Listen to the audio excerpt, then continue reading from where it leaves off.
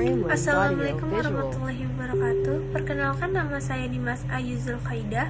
Saya berumur 20 tahun. Saya berasal dari Jakarta Timur dan saya adalah mahasiswi Universitas Negeri Jakarta, Fakultas Ilmu Pendidikan, Prodi Manajemen Pendidikan tahun 2022. Yang terhormat, kepada Bapak dan Ibu serta para tamu undangan yang tidak bisa saya sebutkan satu persatu, tetapi tidak mengurangi rasa hormat.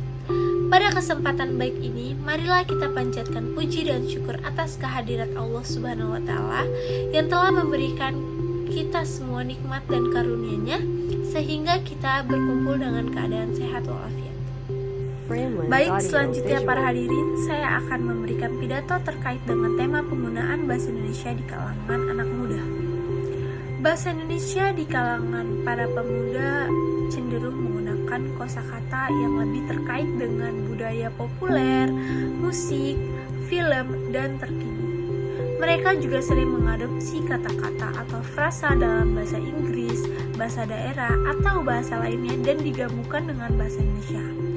Seperti contohnya kece yang artinya ke dalam bahasa Inggris itu cool, gemes dalam bahasa Indonesia yang tepat itu gemas, atau baper yang secara artinya itu bawa perasaan yang berasal dari bahasa Indonesia gaul.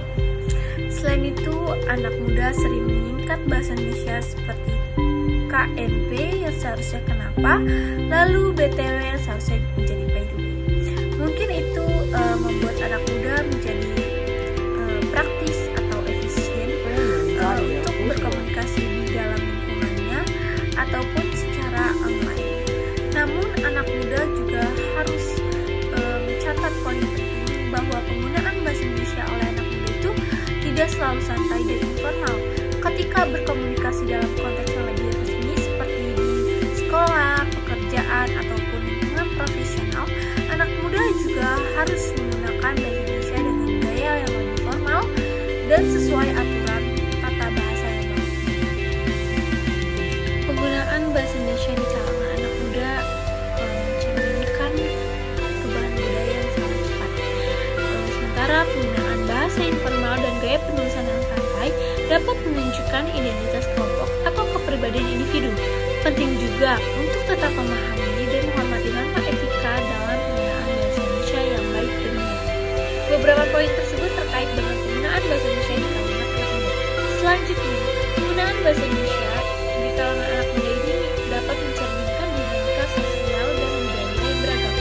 Tetapi ada beberapa masalah atau fenomena negatif yang juga dapat ditemukan dalam penggunaan bahasa Indonesia di kalangan anak muda. Yang pertama itu seperti penurunan kemampuan bahasa baku, yang kedua kesulitan dalam komunikasi formal, dan yang ketiga kesalahpahaman atau konflik. Lalu, penggunaan bahasa Indonesia di kalangan anak muda ini juga membawa dampak positif. Yang poin pertama itu seperti kreativitas dan inovasi. Nah, penggunaan bahasa Indonesia ini mendorong anak muda untuk terus melakukan kreativitas atau inovasi dalam pengembangan konteks, ungkapan, dan gaya penulisan. Lalu yang kedua itu ada pemajuan budaya populer. Anak muda ini juga menggunakan bahasa Indonesia untuk menggambarkan tren, bahkan musik, film, dan budaya populer. Dalam konteks ini, penggunaan bahasa Indonesia oleh anak muda dapat membantu dalam memajukan dan memperluas pemahaman tentang budaya populer Indonesia. Lalu yang ketiga itu keterhubungan dan komunikasi.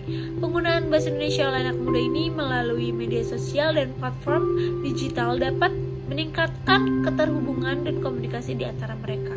Penggunaan bahasa Indonesia di kalangan anak muda ini tidak berdampak positif saja, tetapi ada pun berdampak negatif. Yang pertama itu adalah penurunan kemampuan bahasa baku, yang kedua itu kesulitan dalam berkomunikasi secara formal, dan yang ketiga itu tersingkirnya budaya tradisional. Lalu penggunaan bahasa Indonesia dapat mempengaruhi perkembangan aspek seperti politik dan ekonomi. Yang pertama itu aspek politik. Bahasa Indonesia yang digunakan oleh anak muda dapat mencerminkan perubahan budaya dan dinamika sosial yang terjadi dalam masyarakat. Pemerintah dan pembuat kebijakan perlu memperhatikan pergeseran ini untuk memastikan pemeliharaan dan pengembangan bahasa Indonesia yang baik. Lalu yang kedua, aspek ekonomi. Bahasa Indonesia yang digunakan oleh anak muda ini dapat mempengaruhi strategis pemasaran. Tindak lanjut yang dilakukan oleh pemerintah ataupun masyarakat Indonesia mendorong dampak positif dan menghindari dampak negatif, pemerintah melakukan beberapa poin-poin tersebut. Yang pertama itu adalah pendidikan bahasa yang baku. Pemerintah dapat memperkuat pendidikan bahasa Indonesia di sekolah dan memastikan pengajaran tersebut menggunakan tata bahasa yang baik. Lalu yang kedua, pemanfaatan konten pendidikan. Mendorong pengembangan dan pemanfaatan konten pendidikan yang menarik dan interaktif, baik dalam bentuk aplikasi, video, atau platform digital lainnya. Konten tersebut dapat membantu anak muda memperdalam pemahaman mereka. Dan yang ketiga, penelitian dan evaluasi.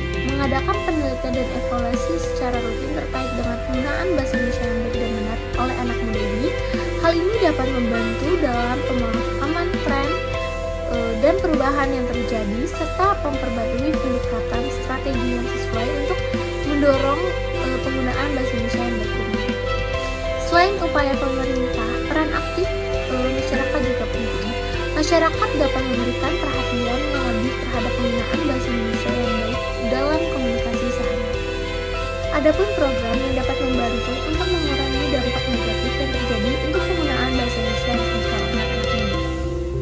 Yang pertama itu kampanye kesadaran bahasa, lalu yang kedua program pelatihan bahasa, yang ketiga kompetisi bahasa, dan yang keempat program mentoring. Mungkin adanya program-program tersebut bisa memberikan pengurangan dampak negatif dalam penggunaan bahasa Indonesia yang harus dilakukan di kalangan anak muda. Dalam menghadapi masa depan yang semakin global, kita memiliki rasa tanggung jawab besar untuk mengembangkan, melindungi, bahkan melestarikan bahasa Indonesia. Bahasa adalah jantung budaya kita, sebuah warisan berharga yang harus kita jaga dengan penuh kebanggaan. Mari kita berkomitmen untuk menggunakan bahasa Indonesia dengan baik dan benar, memperkayanya dengan kreativitas dan menjaganya agar tetap hidup dalam ruang kehidupan sehari-hari. Bersama-sama kita dapat memastikan bahwa bahasa Indonesia akan terus berdengung dan menginspirasi generasi. Bahasa Indonesia identitas menuju bangsa. Demikian pidato yang dapat saya sampaikan. Kurang lebihnya mohon maaf. Wassalamualaikum warahmatullahi wabarakatuh.